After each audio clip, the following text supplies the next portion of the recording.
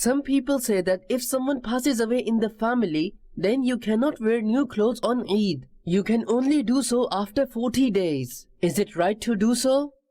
To grieve over someone's death after the third day is not permissible. Therefore, on the day of Eid, it's preferable to wear new or nice clothes. It is an act of reward. So one should wear new or nice clothes that he may have in the house, the best of the clothing.